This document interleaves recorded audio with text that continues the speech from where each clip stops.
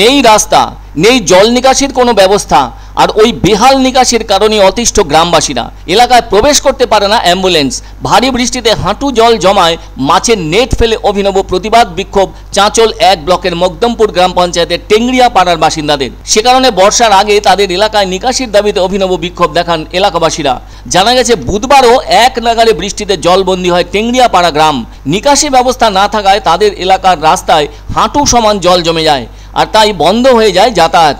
এমন বৃষ্টিতে জল জমে যাওয়ায় সাবমার্সিবল পাম্পও জলের তলায় থাকে, যার কারণে বৃষ্টিতে চরম দুর্ভোগ চাঁচল 1 ব্লকের মকদমপুর অঞ্চলের টেংরিয়াপাড়া গ্রামে। এটা টেংরিয়াপাড়া গ্রামের রাস্তা হলেও শহরে ঢোকার মূল প্রবেশপথ, আর এই রাস্তা দিয়েই বেশ কয়েকটি গ্রামের মানুষজনকে যাতায়াত করতে দেখা যায়। কিন্তু দুদিনের হালকা মাঝারি বৃষ্টির ফলে ওই রাস্তা কার্যত পুকুরে পরিণত হয়েছে। জল নিকাশির ব্যবস্থা না থাকার কারণে রাস্তায় দাঁড়িয়ে আছে বর্ষাকালের মতো হাঁটু সমান জল।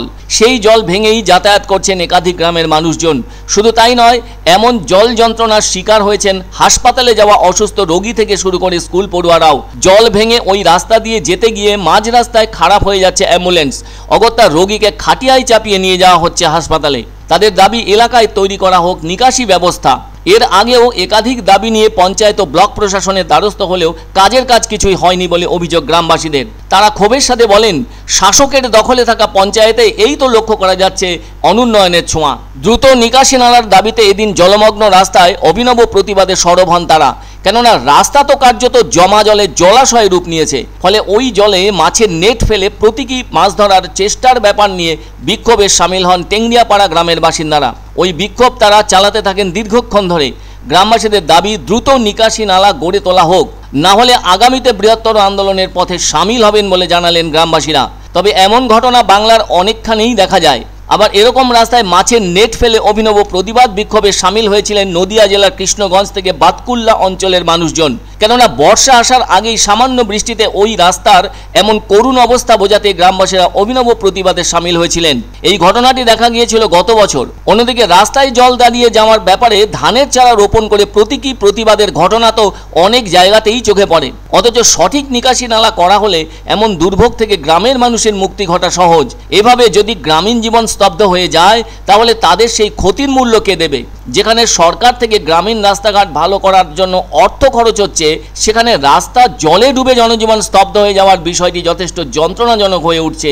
যে পঞ্চায়েত এলাকায় এমন দুর্ভোগের রাস্তা আছে, সেগুলোকে প্রাধান্য দিয়ে ঠিক করলে আর কখনোই জনজীবন এভাবে স্তব্ধ হবে না বলে মনে করছেন অনেকেই। আমাদের মূলত এখন প্রধানত জল নিকাশির ব্যবস্থা নেই, ঠিক আছে, বলে আমাদেরকে প্রবল জলের মধ্যে দিয়ে সবসময় হাঁটতে হচ্ছে।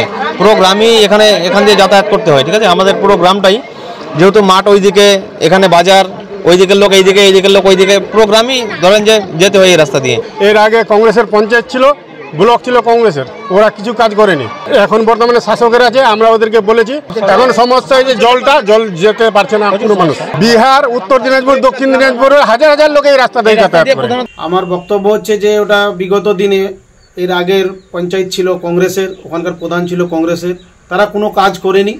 আমাদের সবে 8 মাস বসা হয়েছে, আমাদের পঞ্চায়েত সমিতিও ছিল না। আমরা পঞ্চায়েত এবং পঞ্চায়েত সমিতি পেয়েছি, আমরা ওটা দ্রুত ব্যবস্থা করব।